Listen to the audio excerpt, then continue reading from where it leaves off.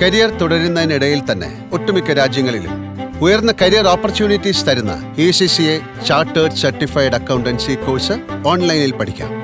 ഇന്ത്യയിലെ number 1 online commerce learning ആപ്പായ ലക്ഷ്യ commerce ആപ്പിൽ നിന്നും. ഇനി പഠിക്കാം നിങ്ങളുടെ സൗകര്യത്തിന്. Download the app now. ARM കഴിഞ്ഞ് ഞങ്ങൾ ഇറക്കുന്നു എക്സ്പൈസ്. മ്യൂസിക് വീഡിയോയിൽ അഭിനയിച്ചത് അത് കഴിഞ്ഞിട്ടാ? മ്യൂസിക് വീഡിയോയിൽ അഭിനയിച്ചത് അത് കഴിഞ്ഞിട്ടാ? പ്രിയംവദ കാതരയാണെന്ന് ഷോർട്ട് ഫിലിം. ഇതെനിക്ക് അയച്ചു തന്നിട്ട് അജു എന്നോട് പറഞ്ഞിട്ടുണ്ടായിരുന്നു, ചേട്ടാ ഇവനെ ഒന്ന് നോക്കണേ, സൂക്ഷിക്കണേ. അപ്പോഴേ ഞാൻ ആലോചിച്ചു ഇവനെ സൂക്ഷിക്കണം.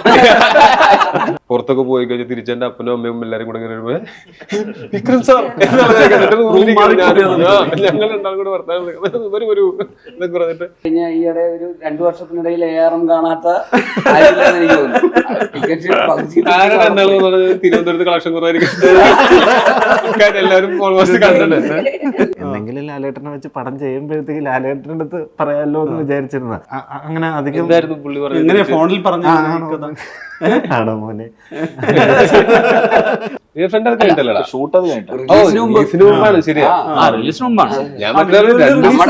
നമ്മള് ബർഗറിന്റെ രണ്ടറ്റത്തുള്ള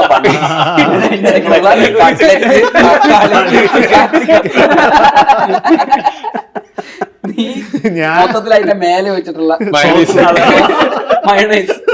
ഇവരെല്ലാവരും കുറച്ചുകൂടി ഇന്റൻസ് ആയിട്ടുള്ള സിനിമകളുടെ എക്സ്പീരിയൻസ് ആണ് ഇവർക്കുള്ളത്. അതേസമയം നേരെ ഓപ്പോസിറ്റ് ആയിട്ടുള്ള സിനിമയാണ് മിന്നൽ മുരളിയിലും ഗോദയിലും ടോവി ചെയ്തിട്ടുള്ളത്. അപ്പൊ ഈ 2 സ്പെക്ട്രത്തിലും റേഞ്ചിൽ നിന്നിട്ട് അഭിനയിക്കാൻ പറ്റുക എന്ന് പറയുന്ന ഒരു ആക്ടറിന്റെ അതിഭീകരമായിട്ടുള്ള ഒരു ക്വാളിറ്റിയാണ്. നമ്മൾ വേറെ ഡിസ്കഷൻ ഉണ്ട്.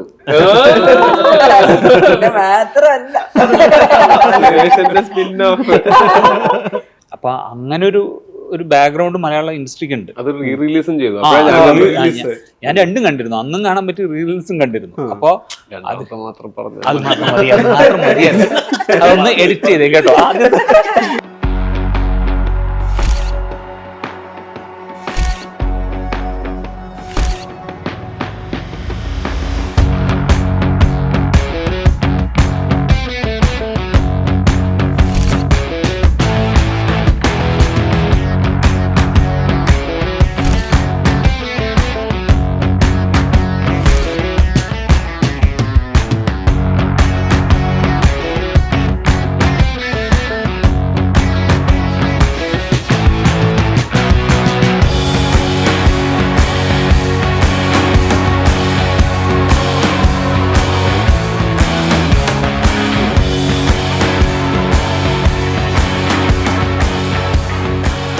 ടോബി, ഇതില് 50ാമത്തെ പടം എന്ന് പറയുന്ന സമയത്ത് ഒരു രസകരമായ ജേണി ഇപ്പം പറയാൻ തോന്നുന്നുണ്ട് ടോബി ഇപ്പോൾ നിൽക്കുന്ന പൊസിഷൻ വെച്ചിട്ട്.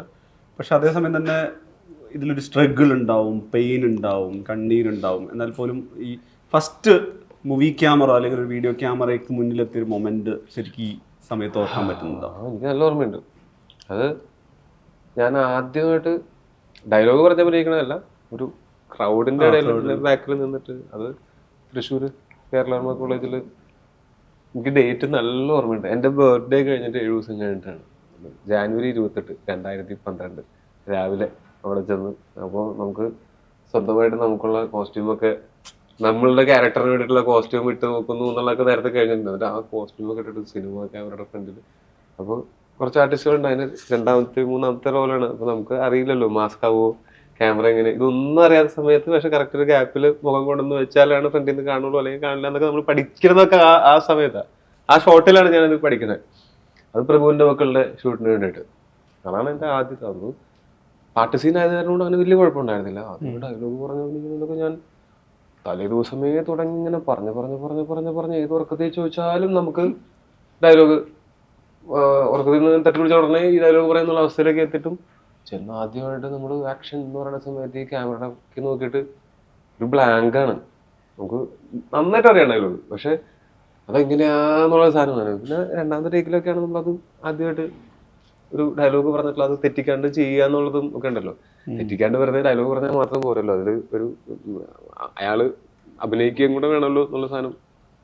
മ്യൂസിക് വീഡിയോയിൽ അഭിനയിച്ചത് അത് കഴിഞ്ഞിട്ടാ? മ്യൂസിക് വീഡിയോയിൽ അഭിനയിച്ചത് അത് കഴിഞ്ഞിട്ടാ?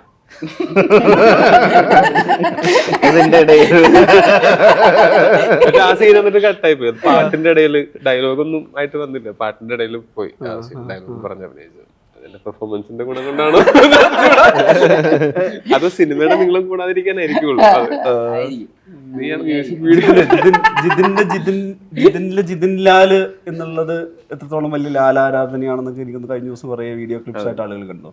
പക്ഷെ വേറൊരു യാദർശികമായിട്ടാണെങ്കിലും ഈ സിനിമ മലയാളത്തിൽ അവതരിപ്പിക്കുന്നത് അല്ലെങ്കിൽ അതിലൊരു വോയിസ് ക്യാരക്ടറായിട്ട്, ഇതിലൊരു ഇമ്പോർട്ടൻറ്റ് വോയിസ് ക്യാരക്ടറായിട്ട് ഇത് പ്രസൻറ്റ് ചെയ്യപ്പെടുന്നത് മോഹൻലാലാണ്. ഇപ്പോൾ ടൊവിയുടെ ഇനി വരാനിരിക്കുന്ന ഏറം കഴിഞ്ഞാലുള്ള ഒരു വലിയ പ്രൊജക്റ്റ് എമ്പുരാനുമാണ്. തമിഴിൽ വിക്രം പ്രസൻറ്റ് ചെയ്യുന്നു, കന്നഡയിൽ ശിവരാജ് കുമാറാണ്. ഈ 3 ഇൻഡസ്ട്രിയിലെ ഏറ്റവും പ്രധാനപ്പെട്ട ആളുകളെ ഇതിലേക്ക് കൊളാബറേറ്റ് ചെയ്ത് കിട്ടുന്നു. എന്താണ് ആ ഒരു, അതും നിങ്ങളെ സംബന്ധിച്ചിടത്തോളം ഭയങ്കര ഒരു പേഴ്സണൽ വലിയ മനസ്സ് അല്ലാതെ കാര്യം. ഞങ്ങളൊക്കെ അങ്ങനെ നമ്മൾ കൊറേ നോക്കി, പല നമുക്കിങ്ങനെ ചെന്ന് ചോദിക്കാൻ ഇങ്ങനെ അവസാനം നമ്മള് നേരിട്ട് ചെയ്തു തരുമ്പോ സോറി വളരെ ലേറ്റ് ആയിട്ടാ ചോദിക്കണത് അറിയാം എന്ന് പറഞ്ഞു. വൈകിയാണ് സംഭവിക്കുന്നത് അല്ല, നേരത്തെ ആലോചനയല്ല അത്.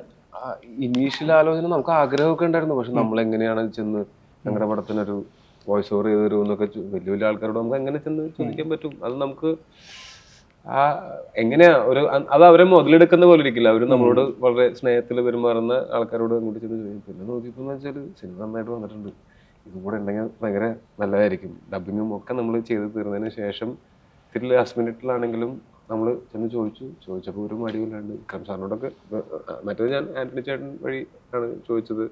അതെന്താ നേരത്തെ പറയായിരുന്നില്ലേ, ചെയ്യാമായിരുന്നു എന്നുള്ള നിലയ്ക്കാണ് അവിടെ നിന്ന്. ആന്റണി ചേട്ടൻ എന്നെ വിളിച്ചു പറഞ്ഞു എന്താണെന്ന് വെച്ചാൽ അത് കണ്ടന്റ് അയച്ചു തരും, ചെയ്തു തരാന്നുണ്ട്. ഗംഭീരമായിട്ട് ചെയ്ത് അന്ന് തന്നെ അയച്ചു തന്നു.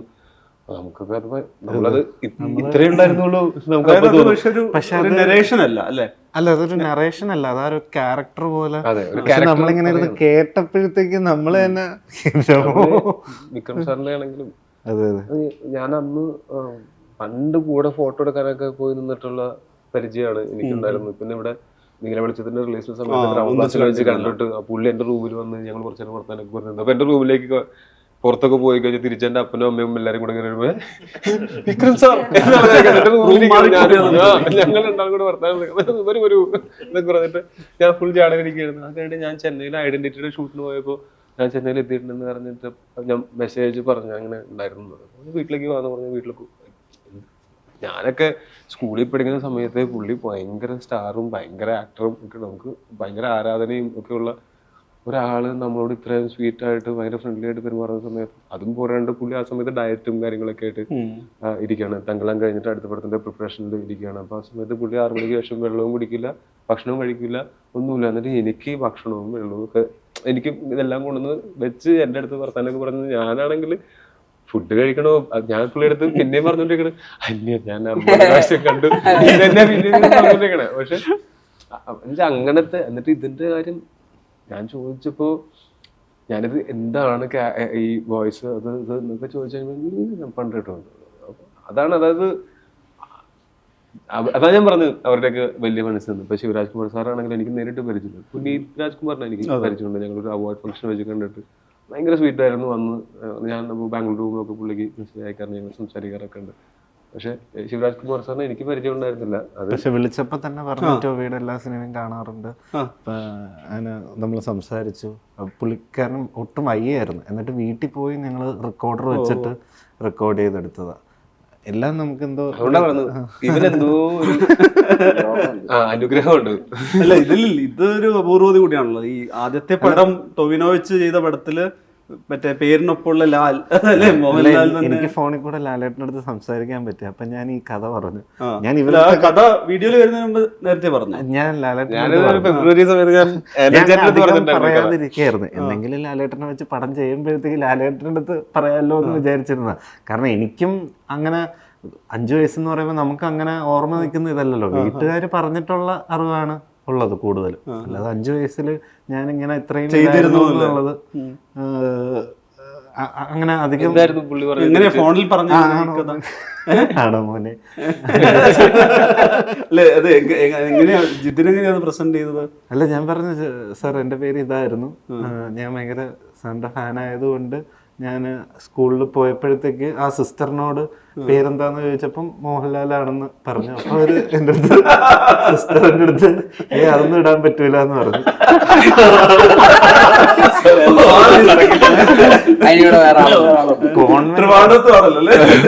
ഹോളി ഏഞ്ചൽസിലെ കോൺവെന്റിലാണ്. പക്ഷെ ഞാൻ അവിടെ ഒരു വർഷം എന്തോ പഠിച്ചോളൂ. അത് കഴിഞ്ഞിട്ട് അല്ല പക്ഷെ സിസ്റ്ററാണ് ഈ ജിതിൻ നായറിന്റെ നായർ അന്നേ വാല് മുറിച്ചിട്ട് ലാൽ എന്നുള്ളത് ആക്കി തന്നത്. അത് കഴിഞ്ഞ് അച്ഛൻ പോയി കസറ്റില് മാറ്റി അങ്ങനെ ഈ കോയമ്പത്തൂർ സ്റ്റോറി പറഞ്ഞുകൊണ്ട് പറയാണ്. ഇപ്പൊ നേരത്തെ അതിൽ ഈ വിജയ് സേതുപതിയുടെ കഥ പറഞ്ഞല്ലോ. ശരിക്ക് ഈ ആക്ടർ എന്നുള്ള രീതിയിലൊക്കെ അറ്റൻഡ് ചെയ്യുകയോ ശ്രദ്ധിക്കുകയോ ചെയ്യാത്ത ഒരാള് എന്തായാലും രോഹിത് കളയ്ക്ക് മുമ്പേ പല പടങ്ങളും ടോവിയുടെ കണ്ടിട്ടുണ്ടാവല്ലോ, അതിനുശേഷമുള്ള സിനിമയും കണ്ടിട്ടുണ്ടാവും. കളയിലും ഒരുപാടും അങ്ങനെ ഒരു ആക്ടിങ് കരിയർ നോക്കിയാൽ ഒരുപാട് ബെസ്റ്റ് മൊമെന്റ്സ് ഉള്ള സിനിമയാണ്. പിന്നെ ഈ പറയുന്ന വയലൻസ്, ആക്ഷൻ, ഭയങ്കര ഇന്റൻസ് പെർഫോമൻസ് ഒക്കെ ഉള്ള ഒരു സിനിമയാണ്. എങ്ങനെയാണ് ഈ പെർഫോമർ എന്നുള്ള രീതിയിൽ ഈ അടുത്തും അകലത്തും മറ്റു സിനിമകളിലൊക്കെ കണ്ടിട്ടുള്ളത്? പെർഫോമർ എന്നുള്ള രീതിയിൽ തന്നെയാണ് എനിക്ക് ടോവിനെ ഏറ്റവും ഇഷ്ടം. അതായത് ഒരു ആക്ടർ ഒരു ഫിലിം മേക്കർക്ക് സറണ്ടർ ചെയ്ത് രണ്ടുപേരും കൂടെ ഇങ്ങനെ പാരലലി, എനിക്ക് അങ്ങനെ ഒരു എക്സ്പീരിയൻസ് ഉണ്ടായിട്ടുള്ളത്. ഭയങ്കര പാരലലി ഞങ്ങൾ ട്രാവൽ ചെയ്ത പോലെ.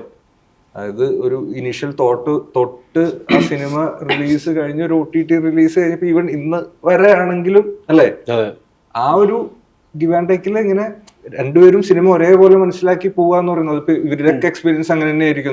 അത്രയും ഡെഡിക്കേറ്റഡ് ആണ്. ഞാൻ ഭയങ്കരമായിട്ട് ഡയറക്ടറിനെ ഡിപ്പെൻഡ് ചെയ്യുന്ന ഡയറക്ടറാണ്. കാര്യം അവരുടെ മനസ്സിലായിരിക്കും സിനിമയുടെ ടോട്ടാലിറ്റി ഉണ്ടാവുക. ആ സിനിമയുടെ ടോട്ടാലിറ്റിക്ക് ഞാൻ എന്ത് കോൺട്രിബ്യൂട്ട് ചെയ്യണമെന്ന് ഏറ്റവും നന്നായിട്ട് അറിയാവുന്ന ഡയറക്ടേഴ്സിനായിരിക്കും. ടെക്നിക്കലി നല്ല സൗണ്ടാണ്. അപ്പം ആ ഒരു എന്താ ഫ്രെയിമിനനുസരിച്ച് നമ്മൾ ആ ഒരു മേക്ക് ബിലീഫ് ഉണ്ടാക്കുക എന്ന് പറയുന്നതിന്റെ കൃത്യമായി ഫിലിം മേക്കിങ്ങിന്റെ എല്ലാ വശങ്ങളും അറിയാവുന്ന ഒരാളാണ്. അപ്പൊ അത് നമുക്ക് പല ഈസിയാണ് നമുക്ക് കമ്മ്യൂണിക്കേറ്റ് ചെയ്യാൻ, പല റെഫറൻസസ് പറയാൻ ഈസിയാണ്. ഇതുകൊണ്ട് ഇതാണ് ഉദ്ദേശിക്കുന്നത് എന്നുള്ളത് ഏത് ഫോറിൻ ലാംഗ്വേജിലും നമുക്ക് അങ്ങോട്ടും ഇങ്ങോട്ടും പറഞ്ഞ് ആ നാക്ക് ഭയങ്കര അടിപൊളിയാണ്. അതിൽ കൂടെ പോകുന്നത് കൊണ്ട് നമുക്ക് ഈ പറയുന്ന കാലത്തിനനുസരിച്ചിട്ട് ഈ പെർഫോമൻസിന്റെ മീറ്റേഴ്സ് ഒക്കെ മാറിക്കൊണ്ടിരിക്കുന്നുണ്ടല്ലോ. ഇപ്പൊ പണ്ടത്തെ മീറ്റർ ഇല്ല. അപ്പൊ അതിങ്ങനെ ഇങ്ങനെ അപ്ഡേറ്റ് ചെയ്ത് പോവാനും എനിക്ക് ടോവിയുടെ ഞാൻ ഷൂട്ട് തുടങ്ങിയ പിന്നെ ഞാൻ റിയലൈസ് ചെയ്തിട്ടുള്ള ഒരു സാധനമാണ് ഫ്രെയിമിൽ അത്യാവശ്യം മാസമായിട്ട് പ്രസന്റ് ചെയ്യാൻ പറ്റുന്ന ഒരു പരിപാടി, ഒരു ഇമേജ് ഉണ്ട് എന്നുള്ളത്. അപ്പൊ അത് യൂസ് ചെയ്യാൻ ശ്രമിച്ചിട്ടുണ്ട്. അപ്പൊ ചെറിയ ലുക്സ് അങ്ങോട്ട് കൊടുക്കുന്ന ലുക്ക്, ഇങ്ങോട്ട് കൊടുക്കുന്ന ലുക്ക്. പിന്നെ ആ സമയത്ത് കള ചെയ്യുന്ന സമയത്ത് ഈ കൊറോണയൊക്കെ കാരണം ഏറ്റവും വൈൽഡ് ലുക്സിലായിരുന്നു. ഇനിയിപ്പോ ഞങ്ങളൊരു സിനിമ ചെയ്യുന്ന സമയത്ത് ആ ലുക്സ് എങ്ങനെ തിരിച്ചു പിടിക്കും എന്നുള്ളതാണ്. അത്രയും താടിയും മുടിയും ആ ഒരു വൈൽഡ് സാധനം എങ്ങനെ തിരിച്ചു പിടിക്കും എന്നുള്ളത് ചെയ്യുന്നത്. രോഹിത് എനിക്ക് അയച്ചൊരു 5-6 മിനിറ്റിന്റെ ഒരു വോയിസ് മെസ്സേജ് എന്റെ ആദ്യം അഖില വിളിച്ചിട്ട് പറഞ്ഞു നമുക്ക് പറഞ്ഞു ചിലപ്പോ ഫോറൻസിക് കഴിഞ്ഞിട്ട് ഇരിക്കുകയാണ്. അപ്പൊ അഖിൽ വിളിച്ചിട്ട് എൻ്റെ അടുത്ത് പറഞ്ഞു നമുക്ക് അഖിൽ ജോർജ് വിളിച്ചിട്ടുണ്ട്, ഇങ്ങനെ പരിപാടിന്റെ രോഹിത് ഇങ്ങനെ ആയിട്ടും നമുക്ക് കേൾക്കാന്ന് പറഞ്ഞിട്ട് അങ്ങനെ ഇവനൊരു 5-6 മിനിറ്റിന് ഒരു വോയിസ് മെസ്സേജ് അയച്ചു. അത് കേട്ടപ്പോൾ പിന്നെ ഭയങ്കര ഇൻട്രസ്റ്റിംഗ് ആയിട്ട് തോന്നി. പിന്നെ ഞങ്ങൾ സംസാരിച്ചാൽ ഏറ്റവും വലിയ വിഷയം എന്ന് വെച്ചാൽ നമ്മളും സംസാരിച്ചപ്പോൾ അത് പറഞ്ഞിട്ടുണ്ട് ഞങ്ങൾ കാണുന്ന സമയത്തൊക്കെ.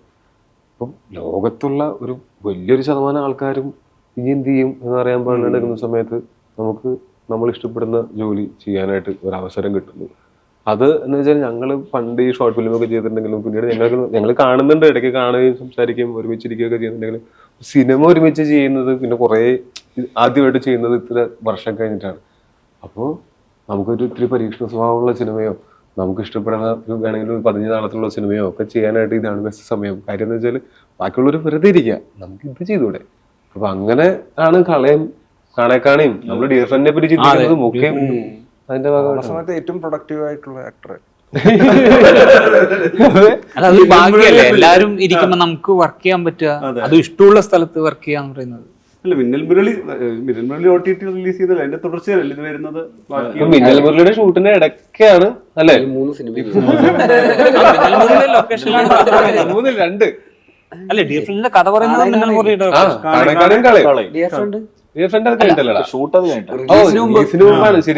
റിലീസിന് മുമ്പാണ്. നമ്മള് ബർഗറിന്റെ രണ്ടറ്റത്തുള്ള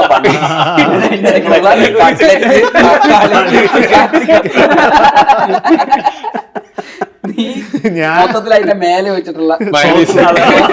മയണൈസ്. ഈ പിന്നെ ബേസിൽ നോക്കിക്കഴിഞ്ഞാൽ ഇപ്പം കുഞ്ഞിരാമായണത്തിന് ശേഷം ഗോദ ശരിക്കും സ്കെയിലപ്പ് ചെയ്തിട്ടുള്ള പടമാണ്. ഇപ്പം നമ്മൾ കാണുന്നുണ്ട് കുഞ്ഞിരാമായണത്തിന് ഒരു ഷോർട്ട് ഫിലിമിൻ്റെ ഒക്കെ സ്വഭാവത്തിൽ നിന്നുള്ളൊരു സ്റ്റോറി ടെല്ലിംഗ് സാധ്യത കൂടിയാണ് ഒരു ഫെയറി ടെയിലൊക്കെ. ഗോദ കുറച്ചുകൂടി വലിയ പടമാണ്. പക്ഷെ മിന്നൽ മുരളി കാണുന്ന സമയത്ത് നമ്മൾ മലയാളത്തിൽ ഒരു ഭയങ്കര ഗംഭീര ഒരു ക്രാഫ്റ്റ്മാൻ എന്നുള്ള ഫീല് വരുന്ന, ഏത് ലാംഗ്വേജിലും പുള്ളിക്ക് പോയി പടം ചെയ്യാൻ പറ്റുന്നൊക്കെ വരുന്നൊരു ഓഡിയൻസ് പെർസ്പെക്റ്റീവ് തന്നെ വരുന്ന സിനിമ. എനിക്ക് എല്ലാവരും മിന്നൽ മുരളി തിയേറ്ററിൽ കാണണമെന്ന് ആഗ്രഹിക്കുന്നതിന് പിന്നിൽ പോലും അതിൻ്റെ ഒരു വിഷ്വൽ ഇമ്പാക്റ്റ് കൂടിയാണല്ലോ. ഇപ്പം ഈ ടൊവിനോയുടെ കാര്യം വരുന്ന സമയത്ത് 2 പടത്തിൽ, ഇപ്പം മനുവിനെ പോലെ തന്നെ 2 പടത്തിലായിട്ടാണല്ലോ കിട്ടിയിരിക്കുന്നത്, ഗോദയിലും മിന്നൽ മുരളിയിലും. ശരിക്കും നോക്കുകയാണെങ്കിൽ മിന്നൽ മുരളി കഴിഞ്ഞ് ഈ പറയുന്ന ഒരു വലിയൊരു വൈഡ് റിലീസ് എന്നൊക്കെ പറയാവുന്ന ഒരുപാട് ഓഡിയൻസിലേക്ക് എത്താൻ പറ്റുന്ന ഒരു പടമാണ് AR എന്നുള്ള രീതിയിൽ. അങ്ങനെ വലിയ പടം ആലോചിക്കുമ്പോൾ, അങ്ങനെ ഒരു ഫെയറി ടെയിൽ പോലെ ഒരു ഫാൻറ്റസി പടങ്ങളൊക്കെ ആലോചിക്കുന്ന സമയത്ത് ടൊവിനോ അതിൽ പ്ലേസ് ചെയ്യാൻ കിട്ടുന്ന ഒരു സംഗതി എന്താ കഴിഞ്ഞാൽ, നിങ്ങൾക്ക് രണ്ടുപേരും 2 രീതിയിലാണ് കഴിഞ്ഞാൽ. അതിലൊരു അതിസാധാരണക്കാരനാണ്, ഒരു ബോയ് നെക്സ്റ്റ് ഡോർ ആണ് ജെയ്സൺ ടു മുരളി, ഒരു മാജിക്കൽ പവറുള്ള ആളാവുന്നത്. ഇവിടെ എനിക്ക് തോന്നുന്നത് ഞാൻ കണ്ട അത്യാവശ്യം ഒരു 40 മിനിറ്റ്സ് അറൗണ്ട് വിഷ്വലിൽ ഈ പറയുന്ന സംഗതികളൊക്കെ ഉണ്ട്. ഈ പറയുന്ന നമ്മുടെ ഒരു കേട്ട കഥകൾ 40 minutes ലിങ്ക് കണ്ടിട്ടുണ്ട്. എനിക്ക് അത് ഈ കഴിഞ്ഞ ഈയിടെ ഒരു 2 വർഷത്തിനിടയിൽ ARM കാണാത്ത ആരില്ലെന്ന് എനിക്ക് തോന്നുന്നു. തിരുവനന്തപുരത്ത് കളക്ഷൻ കുറവായിരിക്കും. എല്ലാവരും ഓൾമോസ്റ്റ് കണ്ടിട്ടുണ്ട്. എല്ലാരും കാണിച്ചിട്ടുണ്ട്. ചിലപ്പോ രേഖ ചേച്ചി ഇന്റർവ്യൂ ഞാൻ കൂടെ കണ്ടിരുന്നു എന്ന് പറഞ്ഞു. പുതുമയൊന്നല്ല. Choice is yours. Earn your promotion without affecting your current job. Learn CMA USA online. Only from Indian Institute of Commerce, Lakshya. എന്താണ് ഈ ഒരു വലിയ പടങ്ങൾ ആലോചിക്കുമ്പോഴോ അല്ലെങ്കിൽ ഈ വലിയ ചിന്തകൾ, എല്ലാത്തരം ചിന്തകളും വരുമ്പോഴേക്ക് ടൊവി അവിടെ പ്ലേസ് ചെയ്യാൻ പറ്റുന്നുള്ള ആലോചന എന്തായാലും മിന്നൽ മുരളിയുടെ സമയത്ത് ഉണ്ടാവുമല്ലോ. എന്താണ് ഈ 2 പടം വെച്ച് നോക്കുമ്പോൾ? എനിക്ക് പേഴ്സണലി ഇപ്പോൾ എനിക്ക് സിനിമ ചെയ്യുമ്പോൾ ഹ്യൂമർ അതിൻ്റെ അകത്തൊരു പ്രധാന ഫാക്ടറാണ്. ഇപ്പോൾ അതിലിപ്പോൾ എന്ത് സ്കെയിലാണെങ്കിലും അതിൽ നായകന് ഹ്യൂമർ ചെയ്യാൻ പറ്റുക എന്ന് പറയുന്ന ഒരു ക്വാളിറ്റിയും കൂടെ ഉണ്ടാവണം എന്നുള്ളൊരു, ഇപ്പോൾ ഒരു മാസ് സിനിമയാണ്, മാസ് അപ്പീലാണ്, മാസ് അങ്ങനത്തെ ഒരു ഇത് ഇപ്പോൾ രോഹിത് പറഞ്ഞ പോലെ അത് ക്യാരി ചെയ്യാൻ പറ്റുന്ന ഒരു ആക്ടർ എന്നുള്ള രീതിയിൽ മാത്രമല്ലാതെ ഭയങ്കര റിലേറ്റബിൾ ആയിട്ടുള്ള ഹ്യൂമറും കൂടെ കൈകാര്യം ചെയ്യും. അത് ബോഡി ലാംഗ്വേജും കൂടെ വെച്ചിട്ടുള്ള ഹ്യൂമറും ഫേഷ്യൽ എക്സ്പ്രഷൻ വെച്ചിട്ടുള്ള ഹ്യൂമറും സട്ടിലായിട്ടും ലൗഡായിട്ടും ഒക്കെ കൈകാര്യം ചെയ്യാൻ പറ്റുന്ന ഒരു ആക്ടറും കൂടെ ആണെങ്കിലാണ് എനിക്ക് എൻ്റെ ഒരു സിനിമയുടെ ഒരു പ്ലേസിങ്ങിലേക്ക് ഒരു ആക്ടറിനെ പ്ലേസ് ചെയ്യാൻ പറ്റുക. അപ്പോൾ അത് സപ്പോർട്ടിങ് ആക്ടേഴ്സ് ഹ്യൂമർ കോൺട്രിബ്യൂട്ട് ചെയ്ത് തരില്ല. ലീഡ് റോൾ ചെയ്യുന്ന ആളും കൂടെ ഹ്യൂമർ ചെയ്യാൻ പറ്റണം എന്ന് പറയുന്ന ഒരു പോയിന്റ് ഓഫ് വ്യൂ ഉണ്ട്. അപ്പോൾ അവിടെ വെച്ച് നോക്കുമ്പോൾ എനിക്ക് വളരെ കംഫർട്ടബിൾ ആയിട്ടുള്ള ഒരു സ്പേസ് ആണ് ടൊവിനോ തരുന്നത് ആസ് ആൻ ആക്ടർ. ഈ പറയുന്ന ഗോദയിലാണെങ്കിലും മിന്നൽ മുരളിയിലാണെങ്കിലും. ഇപ്പോൾ നേരത്തെ വിനീതേട്ടൻ പറഞ്ഞ പോലെ ഇപ്പോൾ ഗുരുസാറിൻ്റെ പെർഫോമൻസിനെ എല്ലാവരും അപ്രീഷിയേറ്റ് ചെയ്യുന്നു. അദ്ദേഹം ഭയങ്കര ഇൻറ്റൻസ് ആയിട്ടുള്ള റോളാണ്, ഇമോഷണലാണ്, ഡ്രാമയുണ്ട്, അതൊക്കെ ചെയ്യുന്നുണ്ടെങ്കിൽ പോലും അപ്പുറത്ത് ഭയങ്കര അതിഭീകരമായിട്ട് വിഷ്വൽ ഹ്യൂമറും ഈ പറയുന്ന ജെയ്സൺ എന്നൊക്കെ പറഞ്ഞിട്ട് മറ്റേ കമ്മലൊക്കെ ഇട്ട് അഭിഭാസൊക്കെ ഇട്ട് നടക്കുന്ന ഒരാളെ പുൾ ഓഫ് ചെയ്യാന്ന് പറയുന്നത് അത്ര എളുപ്പമുള്ള കാര്യമേ അല്ല. അത് വളരെയധികം മെച്ചുവേർഡ് ആയിട്ടുള്ള ഒരാൾക്കും ഒരു ആക്ടറിനാണ്, ഇരുത്തം വന്ന ഒരു ആക്ടറിനാണ് അതും കൂടെ പുൾ ഓഫ് ചെയ്യാൻ പറ്റുക. അത് അത്ര എളുപ്പമുള്ളതല്ല. രണ്ടും ഇവരെല്ലാവരും കുറച്ചുകൂടി ഇൻറ്റൻസ് ആയിട്ടുള്ള സിനിമകളുടെ എക്സ്പീരിയൻസ് ആണ് ഇവർക്കുള്ളത്. അതേസമയം നേരെ ഓപ്പോസിറ്റ് ആയിട്ടുള്ള സിനിമയാണ് മിന്നൽ മുരളിയിലും ഗോദയിലും ടൊവി ചെയ്തിട്ടുള്ളത്. അപ്പം ഈ 2 സ്പെക്ട്രത്തിലും റേഞ്ചിൽ നിന്നിട്ട് അഭിനയിക്കാൻ പറ്റുക എന്ന് പറയുന്ന ഒരു ആക്ടറിന്റെ അതിഭീകരമായിട്ടുള്ള ഒരു ക്വാളിറ്റിയാണ്. അതപ്പോൾ ഈ മിന്നലിലെ ടൊവിയുടെ പെർഫോമൻസ് ഭയങ്കരമായിട്ട് അണ്ടർ അപ്രീഷിയേറ്റഡ് ആയിട്ടാണെന്നാണ് എനിക്ക് തോന്നിയിട്ടുള്ളത്. ഗുരുസാർ ഭയങ്കരമായിട്ട് ഓവർഷാഡോ ചെയ്തപ്പോൾ ഇത് അങ്ങനെ ആരും ഭയങ്കരമായിട്ട് എടുത്തു പറഞ്ഞു കേട്ടിട്ടില്ല. പക്ഷേ എന്നെ സംബന്ധിച്ചിടത്തോളം, ഒരു ഫിലിം മേക്കറിനെ സംബന്ധിച്ചിടത്തോളം അങ്ങനത്തെ ഒരു ക്യാരക്ടറിനെ ഭയങ്കര രസകരമായിട്ടാണ് പുൾ ഓഫ് ചെയ്തിരിക്കുന്നത്. അത്രയും ലൗഡായിട്ടുള്ള ഹ്യൂമറൊക്കെ ചെയ്യുന്ന ക്യാരക്ടറിന്. അപ്പോൾ എന്നെ സംബന്ധിച്ചിടത്തോളം ഒരു സ്കെയിൽ, എന്നാൽ അതേസമയം ക്ലൈമാക്സ് എത്തുമ്പോഴേക്കും ഒരു സൂപ്പർ ഹീറോ എന്ന് പറയുന്ന ഒരു കോസ്റ്റ്യൂം ഒക്കെ ഇട്ട് വരുമ്പോൾ അത് കൺവിൻസിങ് ആയിരിക്കണം. ഈ പറയുന്ന ബോയ് നെക്സ്റ്റ് ഡോർ ആണെങ്കിൽ പോലും ഇവൻച്വലി ഇയാളുടെ ഒരു ആർക്ക് കംപ്ലീറ്റ് ആകുമ്പോൾ ഒരു സൂപ്പർ ഹീറോയിലേക്ക് ഫിഗറിലേക്ക് അവിടെ വന്ന് നിൽക്കുമ്പോൾ നമുക്ക് കൺവിൻസിങ് ആവണം super hero. Okay, super hero costume സ്യൂട്ടിൽ അത് ഫിറ്റ് ആവുന്ന ഒരാളായിരിക്കണം. അയാളുടെ നടത്തത്തിൽ അയാളുടെ അതിഭീകരമായിട്ടുള്ള ഹീറോയിസം വർക്കാവണം. അപ്പൊ ഇത് രണ്ടും ഒരു സിനിമയിൽ തന്നെ ചെയ്യും തോന്നും വേണം.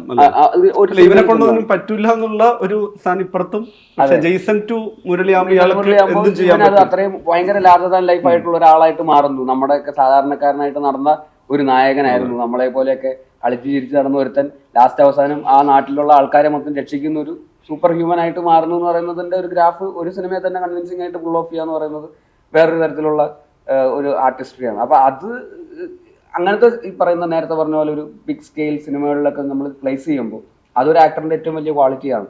അങ്ങനെ ഭയങ്കരമായിട്ട് ഹ്യൂമർ ചെയ്യാൻ പറ്റുന്ന ആക്ടേഴ്സ് വളരെ ലിമിറ്റഡുമാണ്. അത് നല്ല ലൗഡായിട്ടും എക്സ്ട്രീം ആയിട്ടൊക്കെ, എന്നാൽ ഇത് രണ്ടും ഫ്ലെക്സിബിൾ ആയിട്ട് ചെയ്യാനും പറ്റുകയെന്ന് പറയുന്നത്. അപ്പൊ അങ്ങനെ നോക്കുമ്പോൾ നമുക്ക് അങ്ങനത്തെ ഒരു യൂണിവേഴ്സൽ, ഇപ്പോൾ അജയന്റെ രണ്ടാം മോഷണം അങ്ങനത്തെ ഒരു ഫ്ലേവറിൽ വരുന്ന സിനിമയാണ്. അതിൽ അജയൻ എന്ന് പറയുന്ന ക്യാരക്ടർ ഇതുപോലൊരു ബോയ് നെക്സ്റ്റ് ഡോർ ആണ്. അങ്ങനെ ഹ്യൂമർ ചെയ്യുന്ന ആളല്ല, ആള് കുറച്ചുകൂടെ ഭയങ്കര ഒരു ഇൻട്രോവേർട്ട് ആയിട്ടുള്ള ഒരാളാണ് ഈ അജയൻ എന്ന് പറയുന്ന ക്യാരക്ടർ.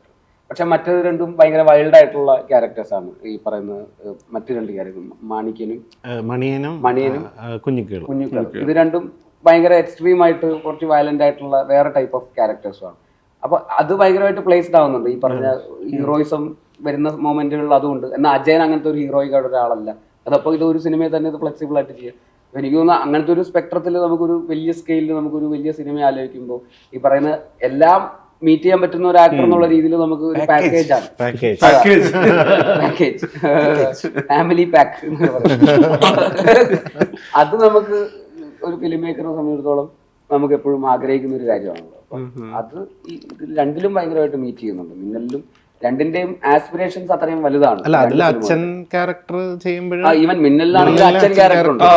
അത് ഭയങ്കര ഇരുത്തം വന്ന ഭയങ്കര ഒരു ദൈവികമായിട്ടുള്ള ഒരു അപ്പീലും ലുക്കും ഒക്കെ ആയിട്ടുള്ള ഭയങ്കര ഒരു ഡിവൈൻ ഫിഗറാണ്. അപ്പൊ അങ്ങനെ ഒരു ക്യാരക്ടർ ഈ പറയുന്ന ആളെ മോട്ടിവേറ്റ് ചെയ്യാനും അയാളെ വേറെ ഒരു പോയിന്റിലേക്ക് മിന്നൽ മുരളി ആക്കുന്നത് അച്ഛന്റെ ഇതൊക്കെയാണ്. അപ്പൊ അതും കൺവിൻസിങ് ആയിട്ട് ചെയ്യാൻ വേണം. അപ്പൊ അതിൽ തന്നെ ആ സ്വിച്ച് വളരെ ഈസിലി പ്രാക്ടിക്കലായിട്ട് നടക്കുന്നുണ്ട്. അപ്പൊ അങ്ങനെ നോക്കുമ്പോൾ ഈ രണ്ട് സിനിമകൾക്കും ആ നമ്മുടെ അംബിഷൻസ് മീറ്റ് ചെയ്യാൻ ആസ് ആൻ ആക്ടർ ടൊവിനോയ്ക്ക് പറ്റിയിട്ടുണ്ട്.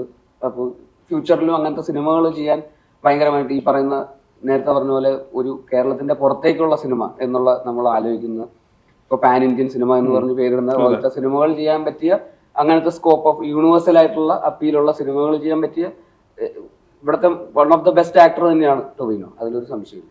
യൂണിവേഴ്സൽ പടവും ചെയ്യാം, യൂണിവേഴ്സ് പടവും അല്ലേ? അല്ല ഇതങ്ങനെ ഒരു യൂണിവേഴ്സ് ആണ്. ചില 3 ക്യാരക്ടർ 3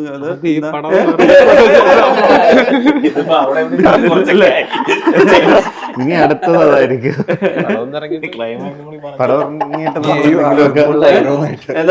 ക്രോസ് ഓവർ ബാക്കി മറ്റേ ആൽഫബറ്റിൽ ഇനി ആൽഫബറ്റ്സ് ഉണ്ടല്ലോ. ബേസിക്കലി നമ്മൾ നേരത്തെ പറഞ്ഞ പോലെ ഈ 3 ക്യാരക്ടേഴ്സ് ഡിഫറെന്റ് ആയിട്ടിരിക്കണം. ഇതൊന്നും ടോവി ഇതുവരെ ചെയ്തതുമായിട്ട് റിസംബ്ലൻസ് വരരുത്. അത് ആക്ടിങ് വൈസ് ആണെങ്കിലും അതാണ് ഞാൻ കൂടുതൽ കോൺസെൻട്രേറ്റ് ചെയ്തതും. ഈ സിനിമ നാളെ ആൾക്കാർ കാണുമ്പോൾ എനിക്ക് ഏറ്റവും കൂടുതൽ ആൾക്കാർ ടോവിയെക്കുറിച്ച് പറയേണ്ടി വരുന്നത് അതിനെക്കുറിച്ചായിരിക്കണം എന്നാണ് ഞാൻ കൂടുതലും ആഗ്രഹിക്കുന്നത്. കാരണം 50ാമത്തെ പടം എന്നുള്ളത് ആക്സിഡൻ്റലി വന്നതാണ് ARM. പക്ഷേ ഞാൻ ഇത്രയും നാളായിട്ട് ഒരു 10 വർഷമായിട്ട് ടോവിയായിട്ടുള്ള ബന്ധത്തിൽ ഞാനൊരു സിനിമ ചെയ്യുമ്പോൾ ആസ് എ ഡയറക്ടർ എനിക്കൊരു ഡിഫറെൻറ്റ് സിനിമ ചെയ്യണമെന്നുണ്ട്. അതേ സമയത്ത് ഞാൻ ടൊവിനെ പ്രസൻറ്റ് ചെയ്യുമ്പോൾ ഒരു പ്രത്യേക രീതിയിൽ പ്രസൻറ്റ് ചെയ്യണം എന്നുള്ളതും ഉണ്ടായിരുന്നു. അതായിരുന്നു ഈ സിനിമയുടെ ടോട്ടാലിറ്റി. അത് സുൽത്താൻ്റെ അത്രയും അങ്ങനത്തെ ഒരു രീതിയിലുള്ള ഈ ഡയലോഗ്സും ഡയലക്റ്റ് ആണെങ്കിലും ആ ക്യാരക്ടറൈസേഷൻ അങ്ങനെ സെറ്റ് ചെയ്തേക്കുന്നത്. നേരത്തെ നമ്മൾ പറഞ്ഞ പോലെ ഈ ഒരാൾ ഗോഡ് ലൈക്ക് ഫിഗർ പോലെ തോന്നണം, രണ്ടാമത്തെ ആളൊരു അസുരൻ്റെ ഒരു ഫീൽ വരണം, മൂന്നാമത്തെ ഒരു സാധാരണ മനുഷ്യൻ. അപ്പം ഇത് മൂന്നും അതാരൊക്കെയാണ് നിങ്ങൾക്ക് ഈ ഘട്ടത്തിൽ പറയാവുന്നതാണ്? അത് മീൻസ് അതോ? അതെ, കുഞ്ഞിക്കേളു എന്ന് പറയുന്നത് ഒരു ഗോഡ് ലൈക്ക് ഇതും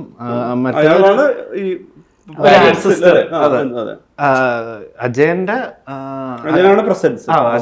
പ്രസന്റ്. അതൊരു നെക്സ്റ്റ് ഡോർ ബോയ് അല്ലെങ്കിൽ സാധാരണ ഒരു കുട്ടികൾക്ക് ക്ലാസ് എടുക്കുന്ന അങ്ങനത്തെ ഒരു ക്യാരക്ടറാണ്.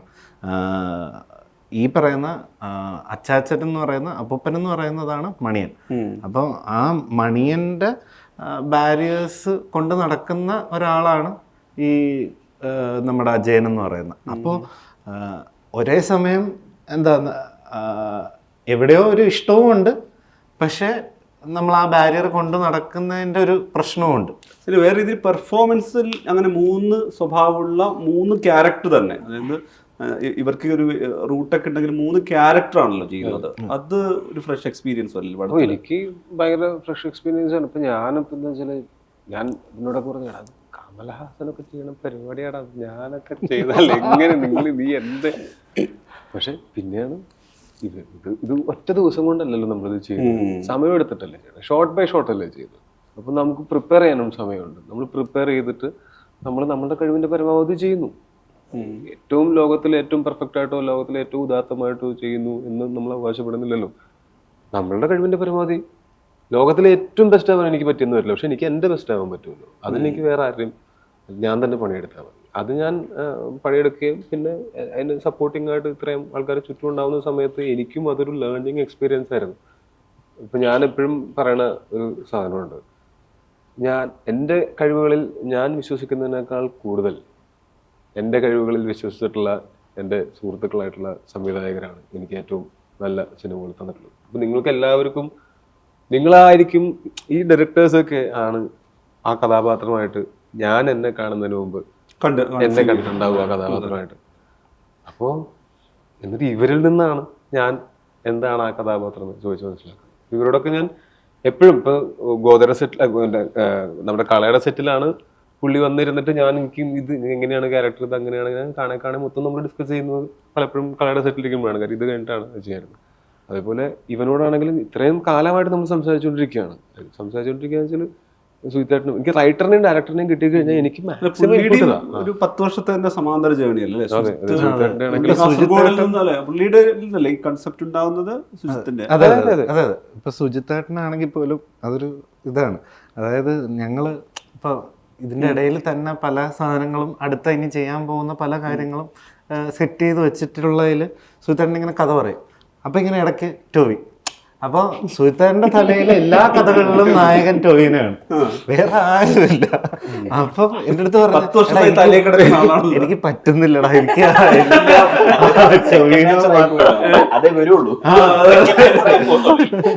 ടോവിനെ കാണാൻ പറ്റുന്നുള്ളൂ ഈ ക്യാരക്ടറിൽ എന്നാണ് പറയുന്നത്.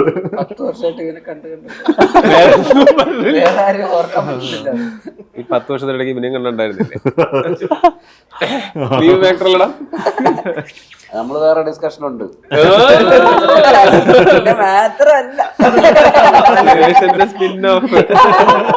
ARM കഴിഞ്ഞ് ഞങ്ങൾ ഇറക്കുന്നു എക്സ്പൈസ്.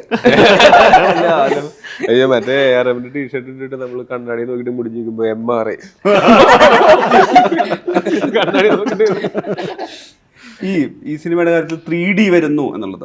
ഇപ്പം 3D സിനിമ എന്ന് പറയുന്നത് നമുക്ക് അങ്ങനെ എപ്പോഴും തിയേറ്ററിൽ തുടർച്ചയായിട്ട് വരുന്നതല്ല. പിന്നെ സ്ട്രെയിറ്റ് 3D പടങ്ങൾ നമ്മൾ കണ്ടിട്ടുണ്ട്. അപ്പോൾ ഒരു എല്ലാ ഏജ് ഗ്രൂപ്പിനെയും കണക്ട് ചെയ്യുന്ന ഒരു സാധനമാണല്ലോ ഒരു 3D എക്സ്പീരിയൻസ് ചെയ്യുക എന്നുള്ളത്, അല്ലെങ്കിൽ ഒരു ഫെയറി ടെയിൽ. അതിൻ്റെയൊക്കെ ഒരു പുറത്തുനിന്ന് കാണുമ്പോൾ ഒരു സംഗതി എന്താ 3D പടം? 3D ആക്ച്വലി നമ്മൾ മലയാളത്തിൽ വളരെ അപൂർവമാണ്. പക്ഷേ ആദ്യത്തെ 3D ഏഷ്യയിൽ തന്നെ ഫസ്റ്റ് 3D കുട്ടിച്ചാത്തൻ ഉണ്ടായത് മലയാളത്തിലാണ്. അപ്പൊ അങ്ങനെ ഒരു ബാക്ക്ഗ്രൗണ്ട് മലയാള ഇൻഡസ്ട്രിക്ക് ഉണ്ട്. അത് റീ റിലീസും ചെയ്തു. ഞാൻ രണ്ടും കണ്ടിരുന്നു, അന്നും കാണാൻ പറ്റി, റീ റിലീസും കണ്ടിരുന്നു. അപ്പൊ അത് മാത്രം പറഞ്ഞു, അത് മാത്രം മതിയായിരുന്നു. അതൊന്ന് എഡിറ്റ് ചെയ്തേ കേട്ടോ.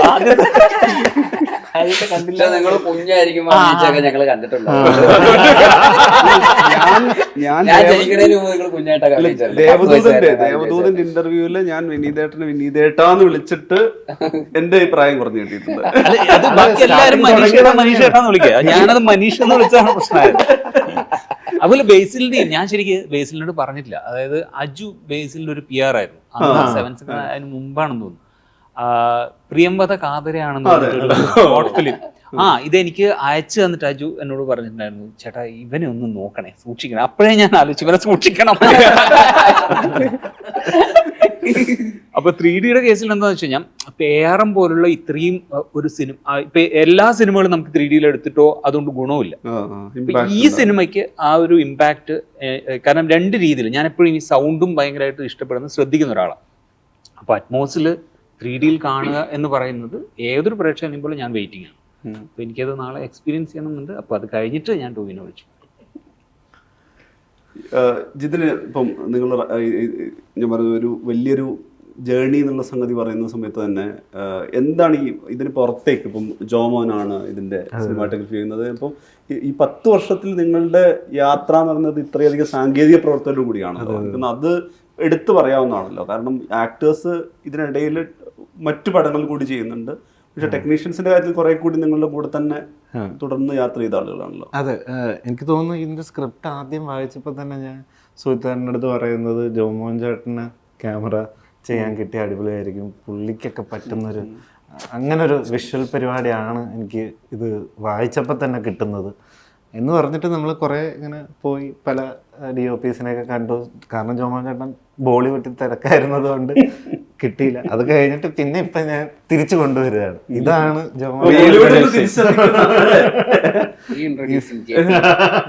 Reintroducing JTJ.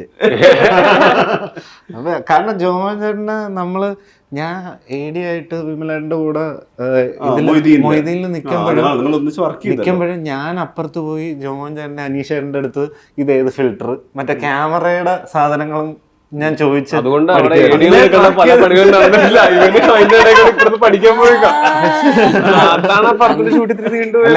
എല്ലായിടത്തും ഈ ഫിലിം മേക്കിങ്ങിന്റെ സാധനങ്ങളായിരുന്നു ഞാൻ കൂടുതലും ശ്രദ്ധിച്ചുകൊണ്ടിരുന്നതും. പണിയെടുപ്പിനെക്കാട്ടി കൂടുതലും പണിയെടുത്ത പണിതാണ്. അത് 10 കൊല്ലമാണ് നമ്മളെയൊക്കെ പറ്റിക്കായിരുന്നു. അല്ല ജോമോൻ ചേട്ടന്റെ ഞാൻ അതേപോലെ ഷമീർ ഏട്ടന് ഞാൻ ആദ്യം വർക്ക് ചെയ്യുന്നത് ഇപ്പൊ ABCDയിലാണെങ്കിലും ABCDയും മൊയ്തീനും അപ്പൊ ബാക്ക് ടു ബാക്ക് ആണല്ലോ. അത് അടുത്തടുത്ത സമയങ്ങളിലാണല്ലോ തന്നെ. പിന്നെ ചാർലിയും ഒക്കെ വർക്ക് ചെയ്തിട്ട് പിന്നെ കുറച്ച് ഗ്യാപ്പിന് ശേഷം ജോമോൻ ചേട്ടനോട് ഞാൻ വർക്ക് ചെയ്യുന്നത് ഇതാണ്. ഞാൻ സിനിമയിൽ വന്ന് പുതുമുഖമായിട്ട് ഫ്രഷ് ആയിട്ട് നിൽക്കുമ്പോഴും പുള്ളി ടോപ്പാണ് പുള്ളിയുടെ ഗെയിമില്. അപ്പൊ ആ ഒരു ആളിൽ നിന്നും പുള്ളി നമുക്കൊരു ഗൈഡിങ് ഫോഴ്സ് ആയിട്ട് ഇവിടെ നിൽക്കുകയാണ്. ഈ ഷെട്ടിയുടെ അടുത്തുനിന്ന് വരുന്നത് അവിടുന്ന് പൊക്കിയെടുത്തു. കാരണം നമ്മുടെ ചെയ്തുകൊണ്ടിരിക്കുമ്പോഴും വേറെ ഏതോ വിളിക്കുന്നുണ്ട് ചേട്ടാ പോകരുത്. പിന്നെ ഷമീർ ആണെങ്കിലും വിളിക്കുന്നത്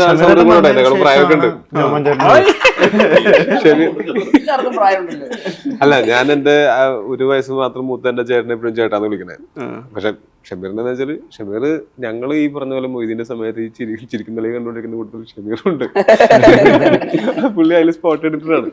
എനിക്ക് ഓർമ്മയുണ്ട് ഞാൻ ചാർലിയിൽ അഭിനയിക്കാനായിട്ട് ചെന്നപ്പോ കുറച്ച് അപ്പോഴത്തേക്കും അന്നത്തെ ഹൈലി പെയ്ഡ് സ്പോട്ട് എഡിറ്റർ, അതുകൊണ്ട് AC റൂം ഉണ്ട്.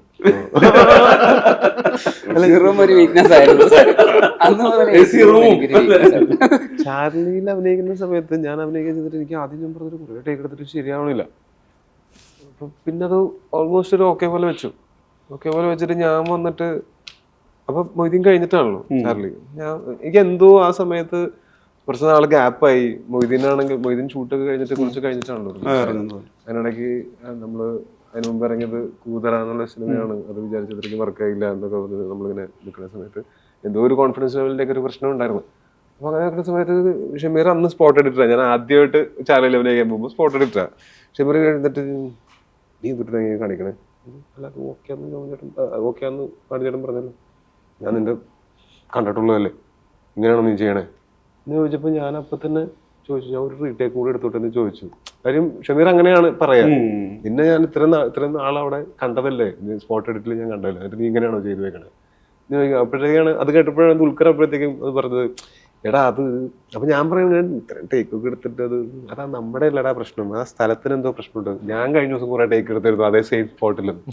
ഇതൊക്കെ പറഞ്ഞത് ചുറ്റുനിന്ന് കിട്ടിയിട്ടുള്ള ഒരു ധൈര്യത്തിലാണ് ഞാൻ മാട്ടിഞ്ചേട്ടാ ചോദിച്ചിട്ട് മാട്ടിഞ്ചേട്ടാ ഒരു ടേക്ക് കൂടും. അപ്പൊ ABCDയിൽ 2 ടേക്ക് കൂടുതലൊന്നും എടുക്കേണ്ടി വന്നിട്ടില്ല. അത് തന്നെ ഞാൻ ചോദിക്കുമ്പോഴൊക്കെയാണ് മാട്ടിഞ്ചേട്ടാ വേണമെങ്കിൽ എടുത്തോ, ഡിജിറ്റൽ അല്ലേ നീ എടുത്തോ എന്ന് പറഞ്ഞിട്ടാണ്. അപ്പൊ ഇതിലും ഞാൻ ചെന്നിട്ട് ചോദിച്ചപ്പോ പക്ഷെ മാട്ടിഞ്ചേട്ടനും ആഗ്രഹിച്ചിട്ടുണ്ടാവും അതിനേക്കാൾ നന്നായിട്ട് ഒരു 10-15 ടേക്ക് അങ്ങോട്ട് പോയായിരുന്നു ഒന്നും. അങ്ങനെ ഞാൻ ചോദിച്ചപ്പോൾ മാട്ടിഞ്ചേട്ടൻ എന്താ എന്നിട്ട് അങ്ങനെയാണ് പിന്നെ അതെടുക്കുന്നത്. ഈ നമ്മളെ ഏറ്റവും ചെറുത് മുതലേ അറിയാവുന്ന, അതായത് തുടങ്ങിയ സമയം മുതലേ അറിയാവുന്ന ആൾക്കാർക്ക് കുറച്ചും കൂടെ ഒക്കെ നമ്മളുടെ കാര്യത്തിൽ കൂടുതൽ ഇപ്പൊ ഇവനാണെങ്കിലും ഇത്രയും കൊല്ലമായിട്ട് എന്റെ കാണുകയും ഞങ്ങൾ പേഴ്സണലി സംസാരിക്കുമ്പോൾ എന്റെ മുഖത്ത് വരുന്നത് എന്താണെന്ന് ഞാൻ കാണുന്നില്ലല്ലോ, എന്റെ ചുറ്റിരിക്കുന്നവരല്ലേ കാണുന്നത്. ഞാൻ കണ്ണാടി നോക്കി സംസാരിച്ചാലേ എനിക്ക് എന്റെ ഫോൺ കാണാൻ പറ്റുള്ളൂ. അപ്പോ അങ്ങനെയുള്ള ആൾക്കാരുടെ ആണ് നമ്മളുടെ ഏറ്റവും നല്ല പെർഫോമൻസസ് പുറത്തെടുക്കുന്നതെന്ന് എനിക്ക് തോന്നുന്നു. എന്റെ ഫോണിന്റെ റിംഗ് ടോൺ മറ്റേതായിരുന്നു. എനിക്ക് എന്നിട്ട് UK ഒന്നും മേടിച്ചോണ്ടൊന്നുമില്ലല്ലോ.